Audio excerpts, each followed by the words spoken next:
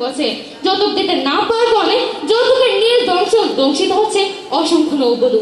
ফুলের মতো মেয়েগুলোর স্বপ্নগুলো ভেঙে যাচ্ছে প্রতিনিয়ত। মাননীয় মডারেটর, 2023 সালে মানবাধিকার সংগঠন আইন ও সালিশ কেন্দ্র আশোকের এক পরিসংখ্যান নোট এসেছে 2023 সালে যৌতুকের জন্য নির্যাতনের শিকার হয়েছেন 142 জন নারী, যাদের মধ্যে 64 জন হত্যার শিকার এবং 6 জন আত্মহত্যার পথ বেছে নিয়েছে। প্রতিপক্ষ যে সমাজের নারীদের জীবনটুকু কেড়ে নেওয়ার মতো এমন নীতি প্রচলিত আছে, সেই সমাজের মাধ্যমে নারীর ক্ষমতার স্বপ্ন দেখাটা নিতান্ত হাস্যকর একটি বিষয় নয় কি? উদাহরণের মাধ্যমে বুঝিয়ে দেওয়া যায়। মাননীয় মডারেটর, বিয়ের মেহেদির ধ্বংসকরণের আগে লাশ হলো ব্রাহ্মণবাড়িয়ার আখাউড়ার নববধূ তাসলিমা আক্তার। বিয়ের 4 দিনের মাথায় যৌতুকের জন্য পাষণ্ডের স্বামী গলা কেটে হত্যা করছে তাকে। তথ্যসূত্র www.dailynomading.com।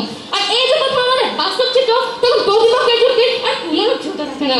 মাননীয় মডারেটর, বর্তমানে আমাদের সমাজের নারী ক্ষমতায়নের আরেকটি বিরাট বাধা হলো লিঙ্গ বৈষম্য, যা নারী সহিংসতা বৃদ্ধিতে অন্যতম ভূমিকা পালন করে। স্বাধীনতার 53 বছর বয়সেও আজ নারীকে সমাজের দ্বিতীয় শ্রেণীর লিঙ্গ হিসেবে দেখা হয়। বলছিলাম নারী অধিকার প্রতিষ্ঠার পথিকৃৎ আলোকময় নারী তাসলিমা হোসেনের কথা। মাননীয় মডারেটর, শহরের বৈধনায় পরিবারের সাথে কথা বলে জানা যায় তাদের 2 কন্যা সন্তান এবং 1 ছেলে সন্তানের মধ্যে ছেলেটি একটি ভালো মানের কিন্ডারগার্টেনে পড়াশোনা করে, কিন্তু মেয়ে দুটি পড়ে বাড়ির পার্শ্ববর্তী একটি প্রাইমারি স্কুলে। তাছাড়া তাকে ভালো ইংরেজি শেখানোর জন্য তাকে ইংরেজি শিক্ষা একটি কোর্সে ভর্তি করিয়ে দেন এবং তাকে সাইকেল দিয়ে তার সকল শখ পূরণ করতেন। কিন্তু মেয়েদের বেলায় দেখা যায় এক ভিন্ন চিত্র। ভালো রেজাল্ট করে সাইকেলের আবদার করলেও তাদের কপালে লাঠিকে দিই। তথ্যসূত্র www.deshbandhu.com।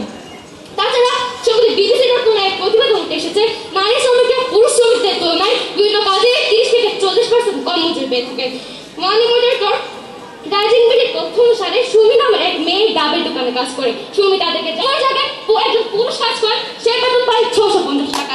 তথ্যসূত্র www.dailynomading.com। প্রতিপক্ষ যে সমাজের নারীরা এমন বৈষম্যের শিকার, সেই সমাজ কিভাবে নারীর ক্ষমতার সহায়ক ভূমিকা পালন করবে? আশা করি উত্তর আপনারা দিয়ে যাবেন।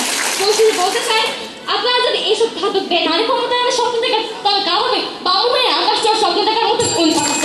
তাই এক্ষেত্রে আমরা বলছি সমস্যা কোনোভাবেই নারী ক্ষমতায়নের সহায়ক নয়, বরং সমাজ ব্যবস্থা যখন সমাজ থেকে থাকবে না, তখন বাল্যবিবাহ, যৌতুক, লিঙ্গ বৈষম্য এইসব নারী ক্ষমতায়নের ক্ষেত্রে প্রতিবন্ধকতা সমূহ ঠিক তখনই নারী ক্ষমতায়ন সম্ভব হবে। ধন্যবাদ মাননীয় মডারেটর, ধন্যবাদ সবাইকে।